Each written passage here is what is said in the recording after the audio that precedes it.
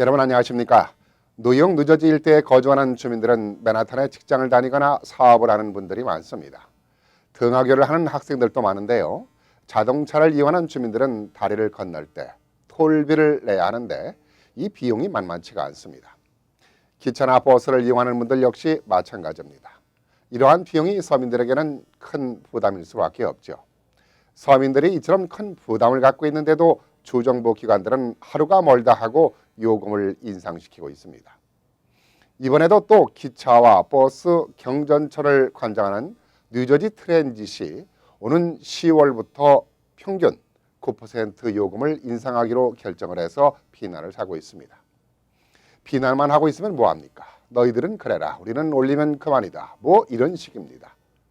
뉴저지 트랜짓은 지난 2002년 이후 5차례나 요금을 인상했음에도 불구하고 이도 모자라서 또 요금을 인상시킨 것입니다.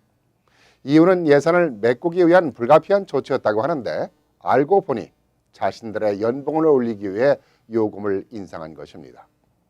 이 때문에 이번 회계연도에는 지난 회계연도보다 7,800만 달러의 예산을 증액시켜 이를 이용자들에게 떠넘기는 인상 조치를 감행한 것입니다.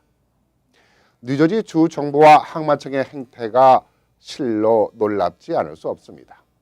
이렇게 요금을 올리는 데만 신경을 쓰고 고객 서비스에는 뒷전입니다.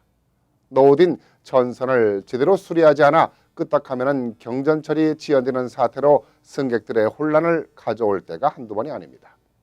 3일에 한 번꼴로 그것도 출퇴근 시간에 번번이 발생을 해서 승객들에게 불편을 주고 있습니다. 뉴저지 항만청의 경우도 예외가 아닙니다. 다리를 이용하는 분들은 굳이 설명하지 않아도 톨비가 수년 전부터 해마다 인상됐던 사실을 아실 겁니다. 항만청은 다리 수리비다 뭐다 해서 어쩔 수 없이 인상된다고 하면서 정작 다리 보수비에는 쥐꼬리만큼 사용하고는 직원들의 임금 인상으로 모두 지급되고 있다는 사실입니다. 항만청 직원 9만여 명 가운데 2만 2천여 명이 10만 달러가 넘는 기본급을 받고 있습니다. 심지어는 7만 달러를 받는 직원이 오버타임 비용만 27만 5천 달러를 지급했다고 하니 실로 놀라지 않을 수 없습니다. 이렇게 오버타임비로 지급한 비용이 7,000명에게만 주어진 금액만도 1억 9천만 달러에 이르고 있습니다. 한마디로 다리를 이용하는 주민들의 주머니를 털어서 자신들의 배 불리기 잔치에 혈안이 되어 있는 것입니다.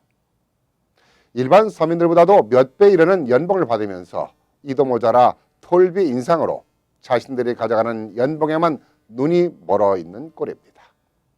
고삐 풀린 정책으로 서민들의 주머니만 강탈당하고 있습니다.